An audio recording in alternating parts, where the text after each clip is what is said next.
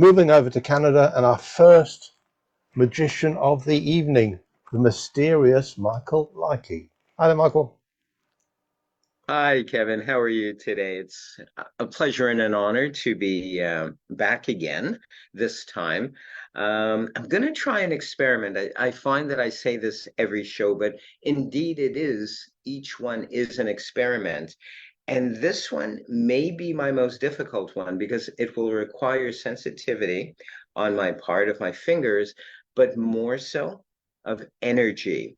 And there's a theory, I think it makes perfect sense that every person has a different vibe, a different energy, but so do objects. Each object is unique in its, we'll say, molecular structure and makeup. In other words, in layman's terms, some of the molecules may be denser or farther apart. They may be moving quicker or slower. So that's the theory that we should be able to, if we're sensitive enough, feel or distinguish, blindfolded or not, one object from the other, or even by not touching it, even more difficult, perhaps hovering our hands over one object and over another object and trying to determine what it is without even touching it, but merely picking up on the vibration.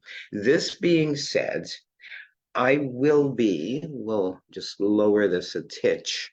I'll be using a number of objects for this experiment.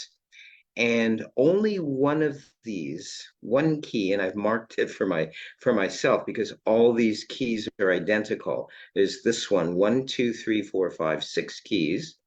Only this one, as I'll demonstrate in a moment, only this one will actually open the lock. The difficult part comes when I mix them all up and I remove the ribbon from this key in particular. Now I'll just demonstrate that they do not open the locks in any way, shape, or form. I wish they did. I wish there was a way that I could kind of cheat here, but I'd really only be cheating myself in essence. So of these 5, none of them will open the lock. We'll drop each key into this little bag. It's black, it's not see-through. And now just one more check. It's mainly for myself, just to make sure, yep, this is the only key that will unlock this lock. And we shall remove the ribbon, thus making it no different from all the rest. I'm going to actually mix them up. I don't know if you can all hear that. Now, I needed motivation for this, and I've gone and locked the lock before locking it onto the check. But theoretically, I would have locked this lock on this check, not enabling me to get my own check. But what we're going to try to do, and I'm going to make this a real challenge for myself, is I'm going to try to go in and purely by feel pick the 1 and 6, the proper key. I'm going to try, now somebody came up with this idea for me the other day. I'm going to try to do this blindfolded. Now, if you were all here, you'd get a chance to try and see. This is the best we can do here, is kind of show you that this is completely opaque. I'll just move this up a bit. I love a good challenge, don't you? I really do. What we're going to try to do, and this may hinder more than anything my attempts, is so that I'm not influenced in any way visually by this attempt to pick out, I'm feeling around to pick out the proper key.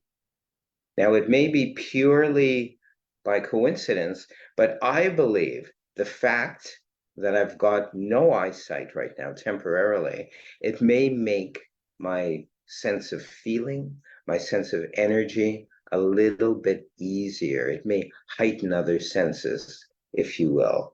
So I'm going to go in and I'm going to try to feel each key one by one.